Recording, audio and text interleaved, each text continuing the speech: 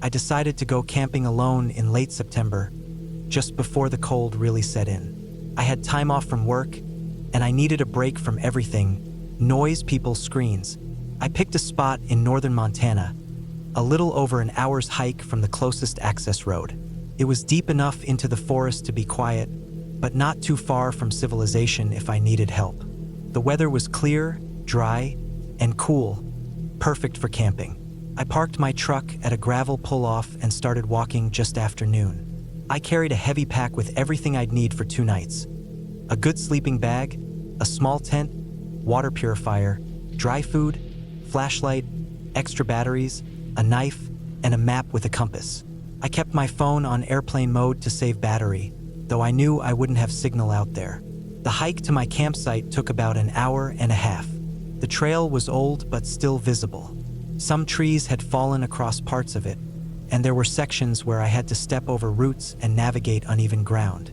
I found a clearing just off the trail with packed dirt, enough space for my tent, and a small stone fire ring someone had built before.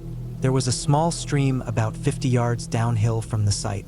I set up camp, unrolled my sleeping bag, and collected some dry wood for a fire later that evening. The first night was calm.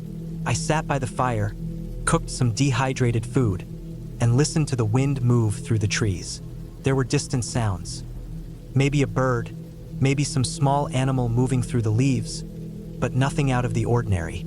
I fell asleep with no problems. The second day I spent exploring a few old game trails. I brought a small pack with water and a snack and followed one trail that led to a ridge with a clear view of the valley. I took a few photos, drank some water, then headed back to camp before the sun dropped too low. By late afternoon I was back, gathering more firewood, refilling my water from the stream, boiling it just to be safe. It started to get strange after the sun went down. I built a fire again and was sitting beside it, eating another basic meal. I kept hearing short, irregular snaps from the woods beyond my light. It didn't sound like the normal wind through trees or small critters moving about. The sounds were heavier, not fast or continuous, but slow and deliberate, like someone or something stepping on a branch and then waiting. Then another sound, a few minutes later, in a different spot. Each time it was closer to the edge of my firelight. I stopped eating and just listened. The first few times I thought maybe it was a deer or elk. There were plenty of those in the area. But when I stood up quickly and stepped toward the sound, it went completely silent. That part didn't make sense. Most animals would run or at least keep moving. This thing stopped. Every time. Total stillness. I walked around the campsite a bit, sweeping my flashlight across the trees. I didn't see anything but empty forest. No glowing eyes, no movement. Still, I felt like something was just beyond where the light could reach. I stayed up later than usual, just watching the tree line. When I finally crawled into my sleeping bag, I left the fire burning low, and I kept the flashlight in my hand. It took a long time for me to fall asleep. In the middle of the night, I woke up to a noise outside the tent. It wasn't close, but I could hear a low, rustling sound, like someone dragging something over leaves. It wasn't windy, and there weren't any animals that I knew of that moved like that. I didn't make a sound. I just lay still and listened. The sound continued for about 10 minutes, moving around my tent at a distance. Circling, I think. I couldn't tell how far. Then it stopped completely. I stayed awake until dawn. When I got up and unzipped the tent, everything looked untouched. My gear was where I left it. No prints around camp, no signs of animals. I tried to shake it off as paranoia or maybe even a weird dream, but I couldn't ignore what I saw next. When I walked down to the stream with my pot to get more water, I saw something odd about halfway between the water and my tent. A single boot print in the dirt. It wasn't mine. It was facing toward my camp, right in the middle of an open patch of soil. It looked fresh, edges clean, not filled in by wind or debris. I stared at it for a long time. It was large, larger than my own boots, and deeper, like whoever made it was heavier. I looked around, but there were no other prints nearby. No path leading to it or from it. Just that one mark, like someone had stepped there and then vanished. The ground was mostly dry and soft. If someone had walked to that spot, there would have been more prints. But there weren't. I started packing immediately. I broke down the tent and shoved everything back into my backpack as quickly as I could. I didn't bother eating breakfast. I didn't refill my water. I just wanted to get back to the trail and out to my truck. The whole hike back felt wrong. I didn't hear birds or see any squirrels like before. It was too quiet.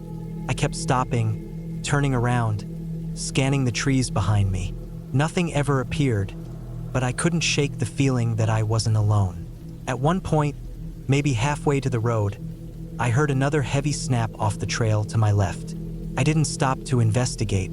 I just moved faster. When I reached my truck, I tossed the pack in the bed and got inside, locking the doors. My hands were shaking, and I had to sit there for a few minutes to calm down before I could start the engine. I drove straight home without stopping. The whole way, I felt like I'd left something unfinished. I didn't see anyone. I didn't find proof of anything. But the boot print, the noises, the way it circled the tent without making a sound, it stayed in my mind. That night, I couldn't sleep. I kept replaying everything. I even pulled out the boots I had worn and compared the sole to the photo I'd taken of the print near the stream. It didn't match.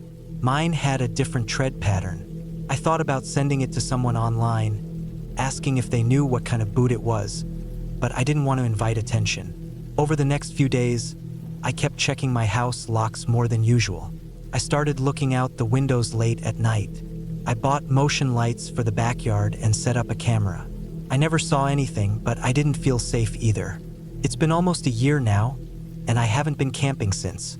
I still hike sometimes, but only on well-traveled trails, and I always go with someone else. I never go alone anymore. Whatever happened out there was real. It wasn't a dream, and it wasn't just in my head. Something or someone was out there watching me, moving through the trees, leaving one perfect footprint, and not making a single mistake. I don't know what their reason was. Maybe they were just curious. Maybe they wanted to scare me. Or maybe I interrupted something I wasn't supposed to see. But I've decided I don't want to find out. I've read enough news stories to know how some disappearances start. A solo camper, remote forest, no signs of struggle, just gone. Maybe their tent was still there, their gear untouched, their fire cold, and no answers. I think I got lucky. I think I left just in time, and I'm not going back.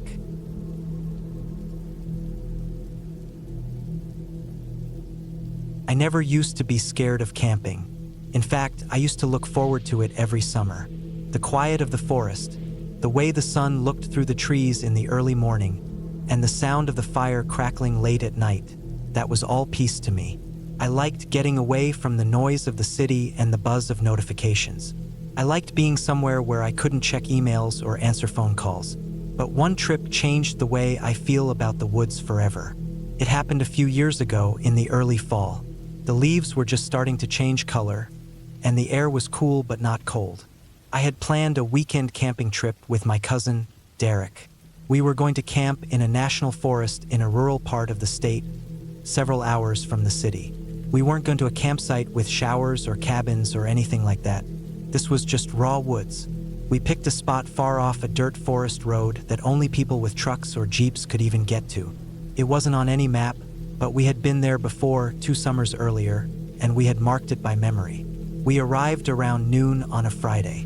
The weather was perfect, cloudless sky, just a soft breeze, and no rain in the forecast. We parked the truck about 100 yards from where we would set up camp. That way, the trees and shrubs would hide the vehicle in case someone happened to drive by. We wanted to be completely alone out there. We cleared out a flat patch of ground surrounded by tall pines and some thick undergrowth that sloped downward into a gully. The gully was dry now, but in the spring it usually had a stream running through it.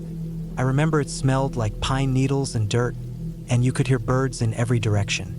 We pitched our tents, gathered a bunch of dead branches for the fire pit, and made a small circle of rocks to hold it in. After everything was set up, we cooked some hot dogs and drank some beers while watching the sky get darker. That night was quiet. I slept pretty well, wrapped in my sleeping bag with the cool air seeping through the tent walls. The woods were silent except for a few crickets, and everything felt safe. But things changed the next day. On Saturday, we woke up around 7 a.m. and made coffee over the fire.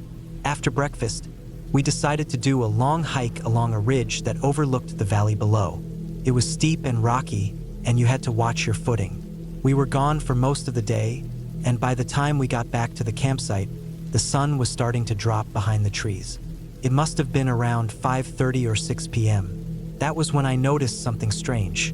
Nothing was out of place exactly. Our tents were untouched. The cooler was closed, and the fire pit was the way we had left it. But something felt off.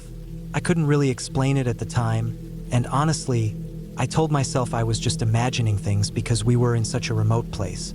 But now I know what I was feeling was real. It was that someone had been there while we were gone. At first, I thought maybe an animal had passed through. There were a few sticks broken in places that didn't seem natural, and the pine needles around the campsite looked scuffed up, like boots had scraped through them. But there were no deep tracks, no signs of a struggle or disturbance. Still, it just felt wrong, like we were being watched. I didn't say anything. I didn't want to ruin the weekend or sound paranoid. That night, the woods felt heavier. The wind had picked up, and the trees swayed, creaking in a way that sounded like something moving out there. We cooked dinner again and sat by the fire for a few hours, just relaxing. The fire was the only light around. Beyond that, everything was pitch black. I kept looking up from time to time, scanning the trees. I couldn't shake the feeling that someone was nearby.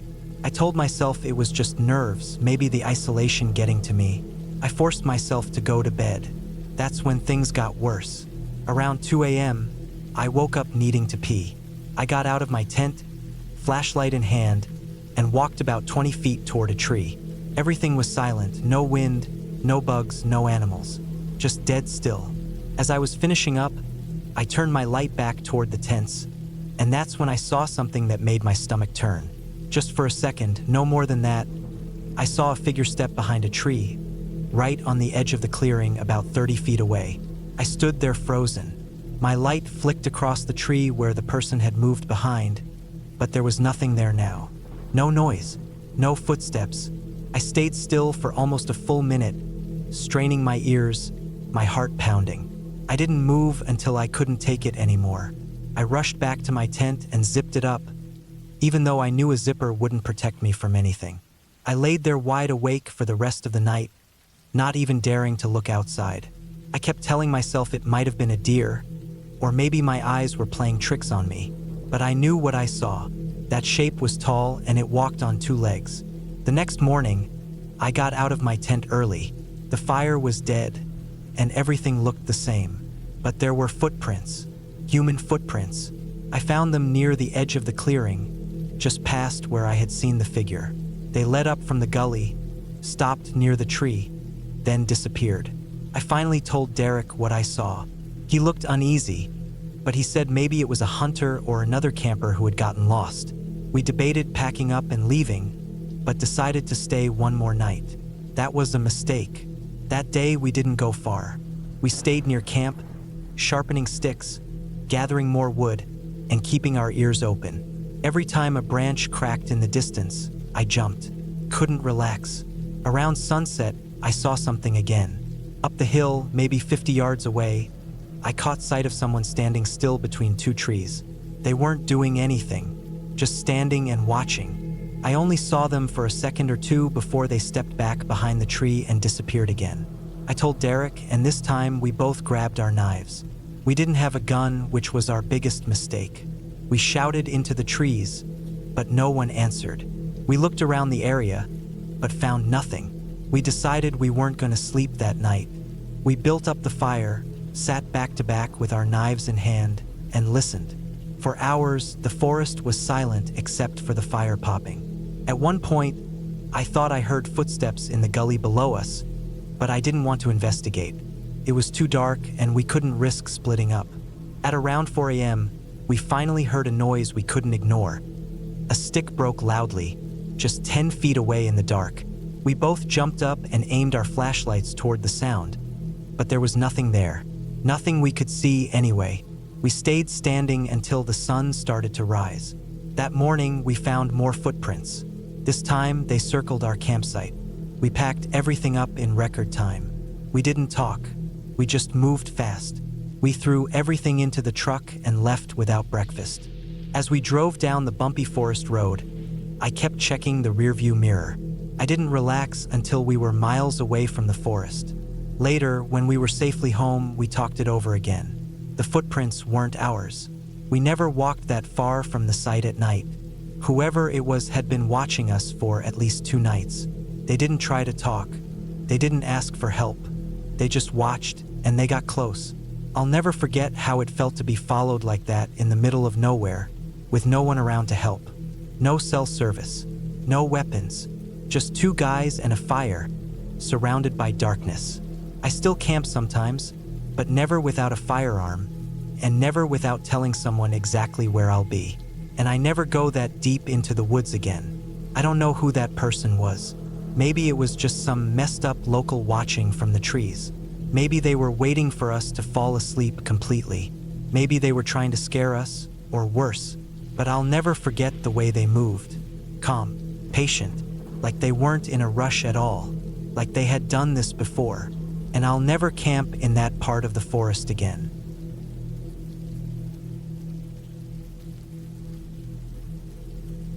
I was 32 when I decided to go on a solo camping trip into the northern Sierra Nevada.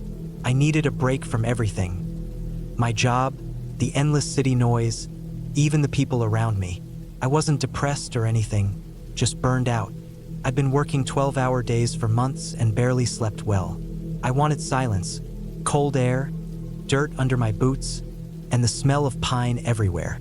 I picked an area I hadn't camped in before, somewhere near Stampede Reservoir, not too far from Truckee, but far enough that I'd be deep in the forest with no one nearby. I found a small trail off a forest road that looked barely used. It wasn't marked on the newer maps, just one of those dotted lines on old topo sheets, probably made before the Forest Service stopped maintaining it.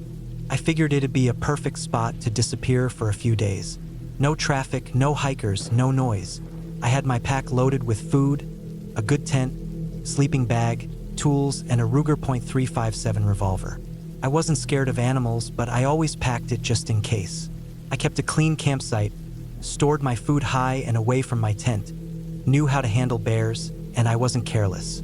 My plan was simple. Hike about 4 miles in on this old trail, set up camp, stay 2 nights, maybe fish a little if I found a stream, and hike back out. No drama, just solitude. The first day started like any normal backcountry trip.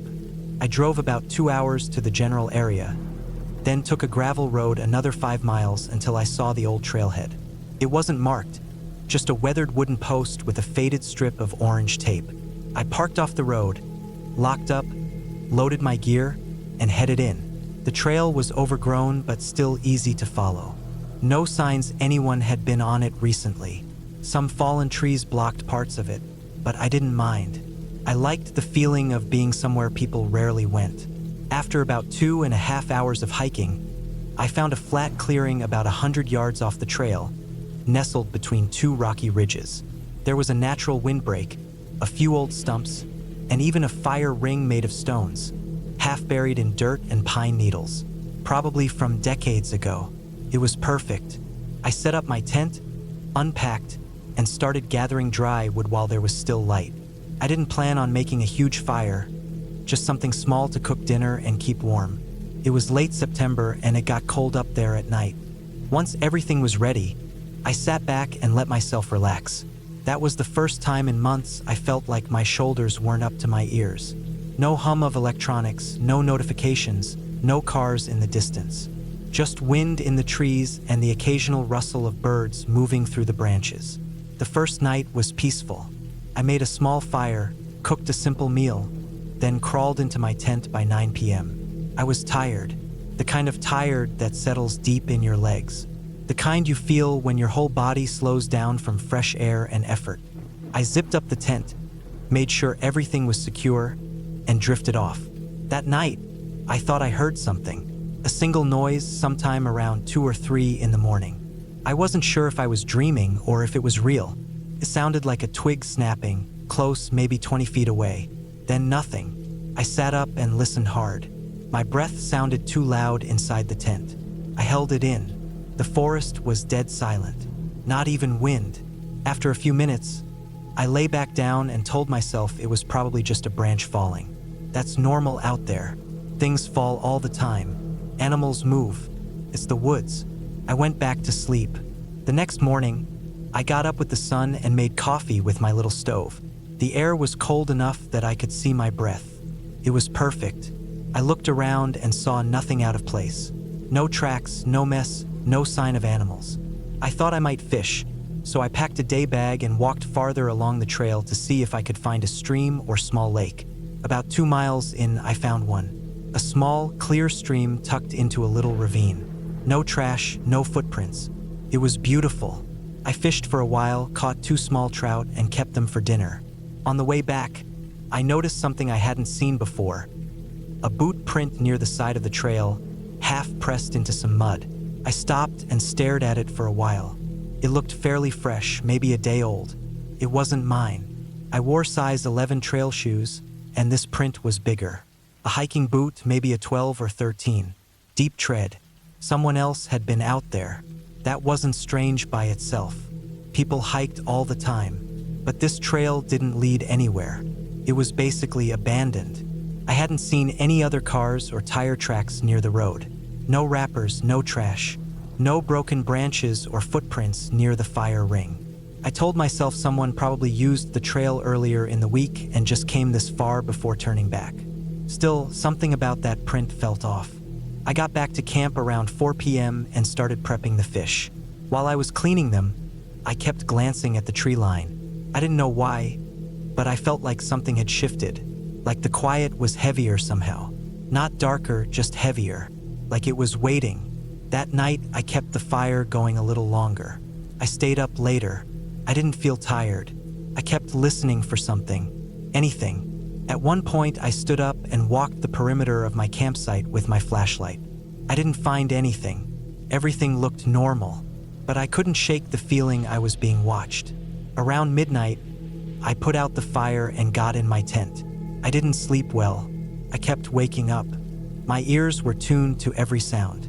I thought I heard breathing once, but I wasn't sure if it was just mine. I unzipped the tent and looked around with my light, shining it in wide arcs. Still nothing. The third morning was colder. I got out of the tent just after sunrise and froze. There were footprints, fresh ones, about 30 feet from my tent. Deep ones. Same tread as the one I saw near the stream. They circled the campsite. Whoever it was hadn't come all the way up to the tent, but they'd walked around the area, maybe scoping it out. That's when I knew something wasn't right. I stood there for a while, trying to decide what to do. My plan was to leave the next morning, but this changed things. I packed up a lot of my gear that morning. I didn't break down the tent yet, but I wanted to be ready. I considered hiking out that afternoon, but I didn't want to rush.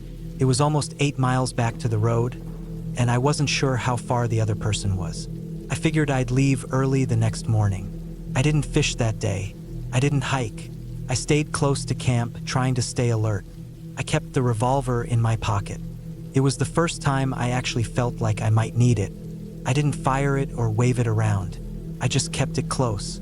Around 3 p.m., I thought I saw movement behind some trees on the ridge. A quick flash of dark color. I walked up there slowly, carefully. Nothing. No sound. No one. When it started getting dark, I made a small fire and cooked a quick meal. I didn't enjoy it. I kept checking the shadows. I didn't turn on my lantern. I didn't want to make it obvious where I was sitting. Around 10 p.m., I heard it. Footsteps. Not an animal. Not running, just steady, slow steps coming down the slope toward my camp. Crunching twigs. Then silence. I grabbed the revolver, stood up, and turned off the fire with dirt. I backed into the shadows, near some brush, crouching low. I stayed like that for what felt like an hour. I didn't move. I didn't breathe hard. I just watched and listened. Nothing happened. No one entered the camp. But I knew someone had come close. Eventually, I crawled back to the tent. I didn't go inside. I sat against a tree with my pack, sleeping bag, and revolver on my lap. I didn't sleep that night. To first light, I broke camp fast. I packed everything up in less than 20 minutes. I didn't eat, didn't drink coffee, didn't brush my teeth. I just loaded my pack and started hiking. I took a different route back, through the trees, away from the trail. I didn't want to be easy to follow. I checked behind me constantly. I saw nothing, heard nothing. When I got back to the road and saw my car, I nearly cried. I unlocked it, threw my gear in, and started the engine. As I drove down that gravel road, I looked in the rearview mirror every few seconds. No one followed. No one showed up. I never reported it. I didn't have proof of anything. Nothing technically happened. But I know what I felt. I know those footprints were real. Someone was out there watching me, and I think they would have done something if I had stayed one more night. I never went back to that area. I still camp, still hike, but now I'm more careful. I pick spots with regular traffic. I tell people where I'm going. I check in. That trip reminded me that the scariest thing out in the wild isn't a bear or a mountain lion. It's another person who doesn't want to be found. And I'm almost sure that person had been there long before I showed up. Waiting, watching. Maybe I just stumbled into their territory. Maybe they were trying to scare me out. Or maybe they were planning something worse, and I just left before it could happen. Either way, I'll never go that deep alone again. Not because I'm afraid of...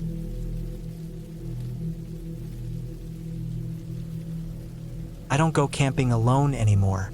I used to love it, the quiet, the space, the disconnect from everything. When you spend most of your time around city noise, the silence of the woods feels like a soft blanket over your brain. But everything changed after the trip I took into the Sawatch Range in Colorado in the summer of 2019. I didn't tell many people where I was going, but that wasn't unusual for me.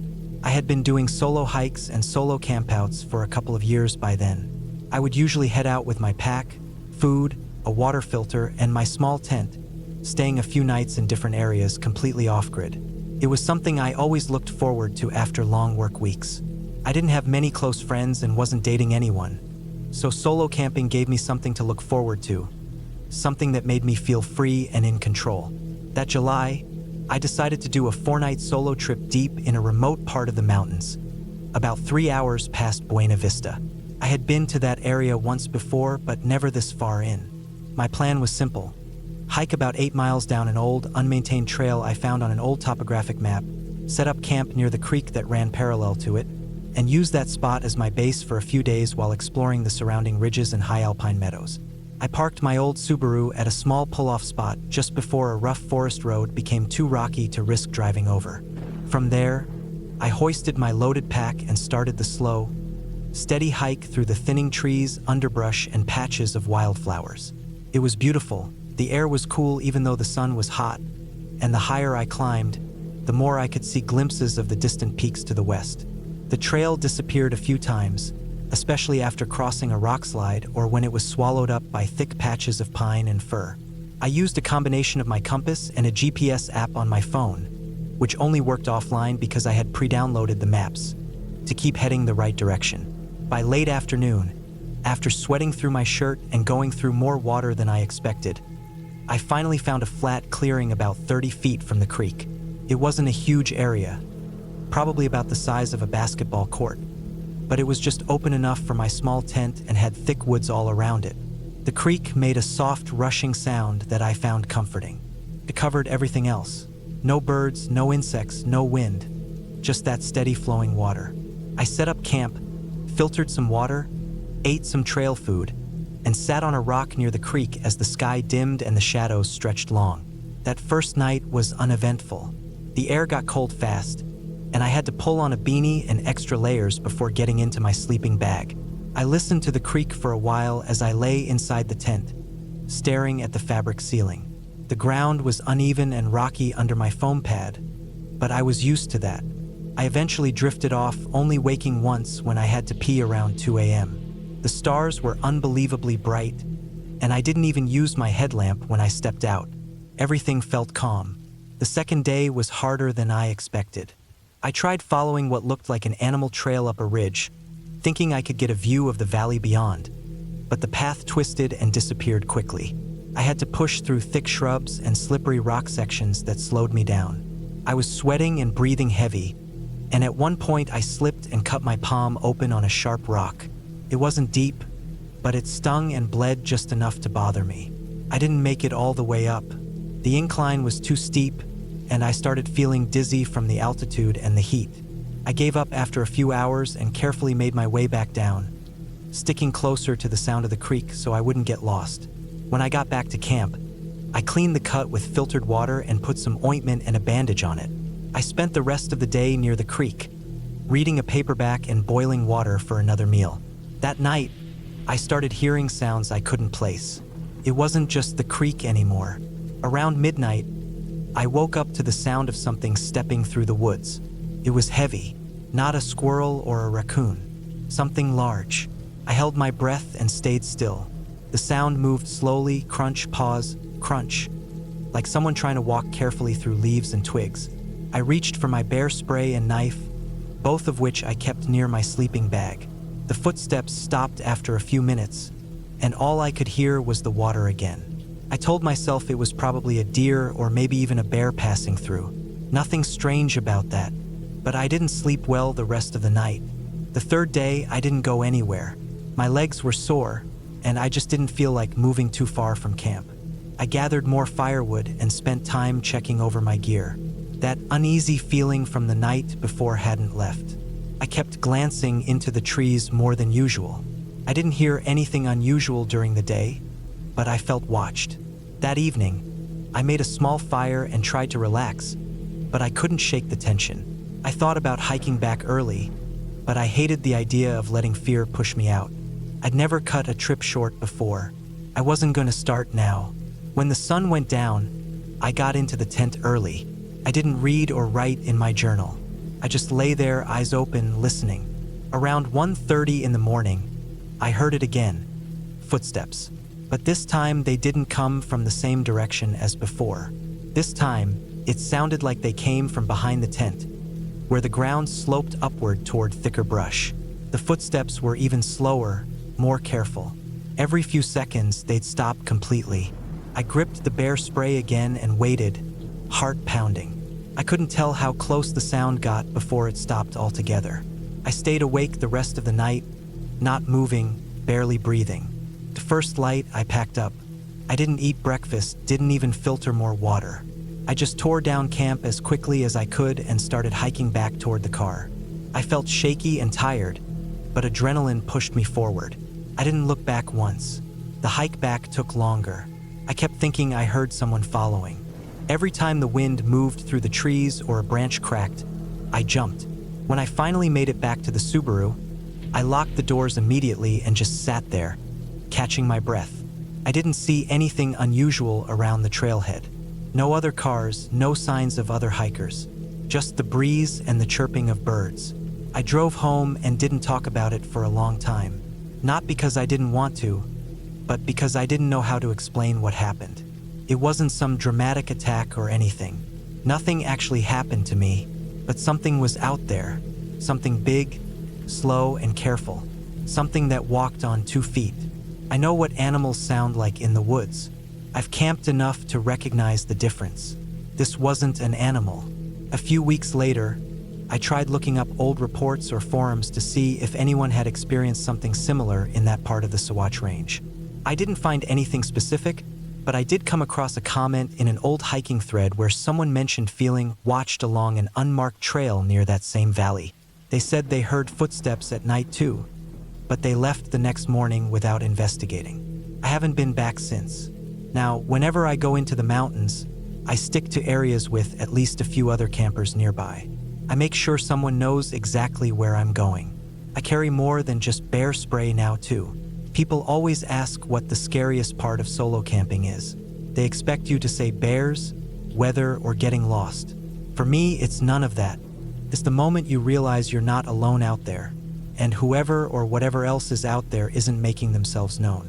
Not everything in the woods wants to be seen, and sometimes they wait until the third night.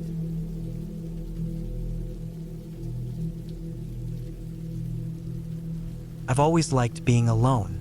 Not in a sad or antisocial way. I just enjoy the silence, the peace, the feeling of being away from everything. So last summer, I decided to take a solo camping trip. I had a few days off work, and I didn't want to waste them sitting in front of a screen. I wanted to breathe fresh air, feel dirt under my boots, wake up to the sound of birds and not traffic. I picked a national forest area in the northwest, somewhere far enough from towns that you wouldn't hear a car engine for hours.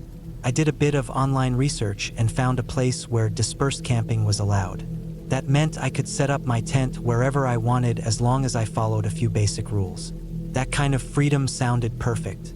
I didn't want campgrounds with picnic tables and bathrooms. I wanted real woods.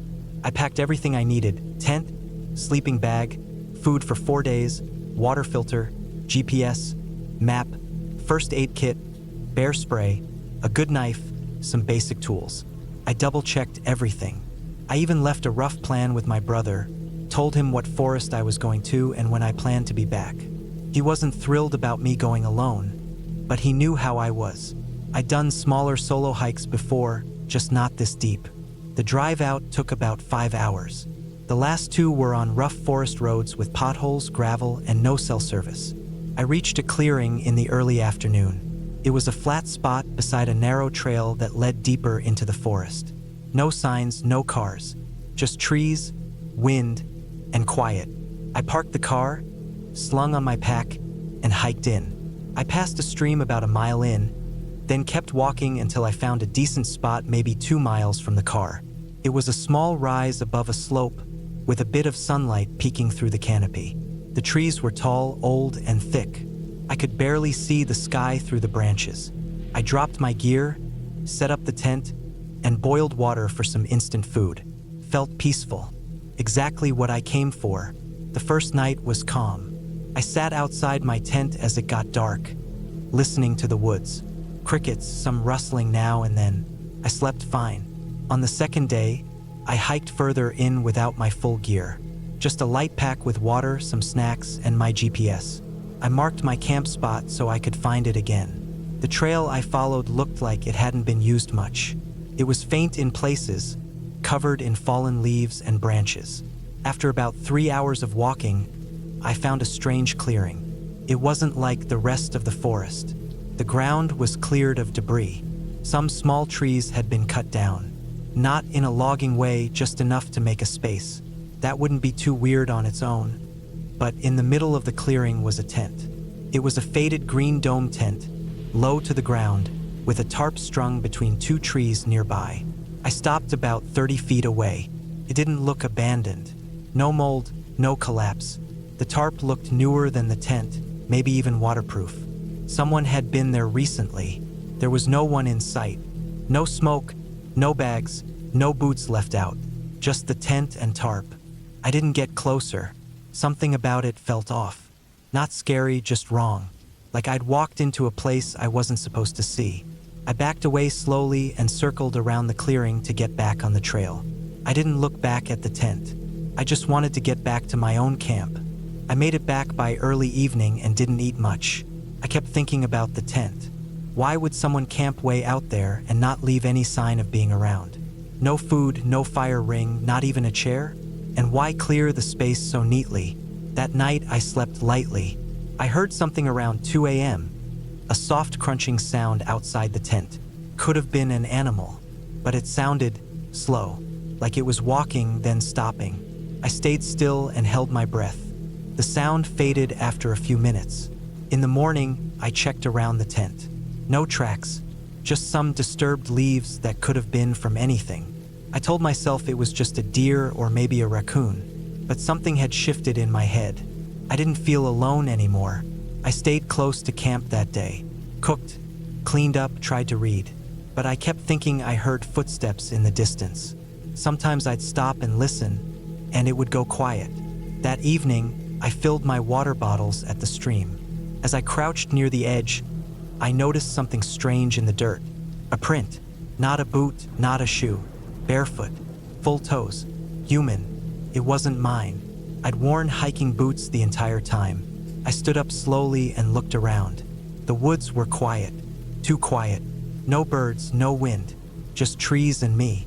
I backed away from the stream, my heart racing. I didn't run, but I walked fast. I didn't look behind me.